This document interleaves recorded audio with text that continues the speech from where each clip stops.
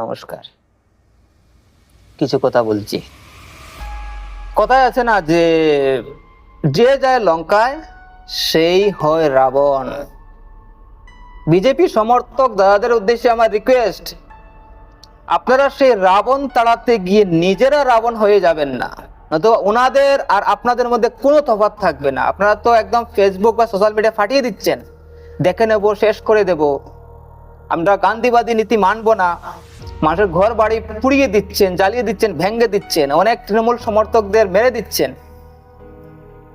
ভাই, এরকম করে রামরাজ্য প্রতিষ্ঠা হয় না। আপনারা তো রামরাজ্য প্রতিষ্ঠা করতে চাইছেন। রামের যে শৌর্য, বীর্য, ধৈর্য, ক্ষমা, সেই গুণগুলো আপনাদের কোথায়? দেখুন, জনগণ আপনাদেরকে এনেছে, মাথাটাকে ঠান্ডা রাখুন। জনগণের এই রায়কে আমি সম্মান জানাই। আজকে তৃণমূলের ওনারই সমর্থকরা কি করেনি, যত রকমের অপরাধমূলক কাজ করেছে, অথচ মমতা ব্যানার্জি ওনাদেরকে সেই সময় শাস্তি দেননি। উনি অন্যায়কে সাপোর্ট করেছেন বলে আজকে ওনাকে ওরা পথে বসিয়ে দিয়েছে, ওনারই সাজানো সংসারটাকে তছনছ করে দিয়েছে।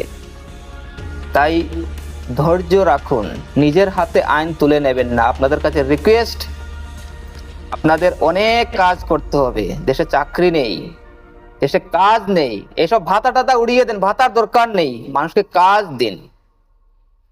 আমাদের বাংলাকে গড়ে তুলুন, শিল্পে, অর্থনীতিতে, কলকারখানায় গড়ে তুলুন, মানুষের বেকারত্ব দূর করুন, অর্থনীতি সমৃদ্ধ করুন। অনেক কিছু কাজ করতে হবে। এই হিংসাহিংসি করে কোনো লাভ হবে না।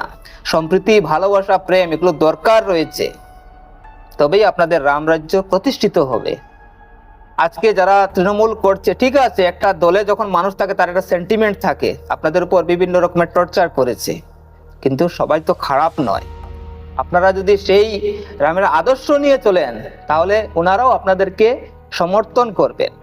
যারা বিভিন্ন রকমের অপরাধমূলক কাজ করেছে, যেভাবে হত্যার হুমকি, বিভিন্ন রকম ধমকি টমকি মেরেছে, তাদেরকে আইন দেখবে। আজকে চন্দ্রনাথকে খুন করেছে, আপনারা আরো উস্কিয়ে দিচ্ছেন, দরকার নেই, আইন রয়েছে, আইন শাস্তি দেবে। নিজের হাতে আইন তুলে নেবেন, আপনাদের সরকারেরই বদনাম হবে। আমি এটা পরিষ্কার বলে দিলাম, নিজের হাতে আইন তুলে নেবেন না। আপনি দোষ করবেন, তারা কি ভুলে যাবে? তারাও একদিন ভাববে, না, এই হিসাব বরাবর করব।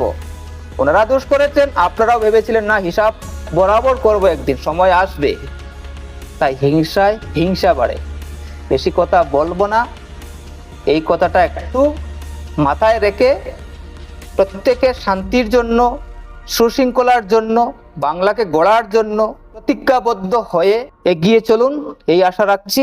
ধন্যবাদ, নমস্কার।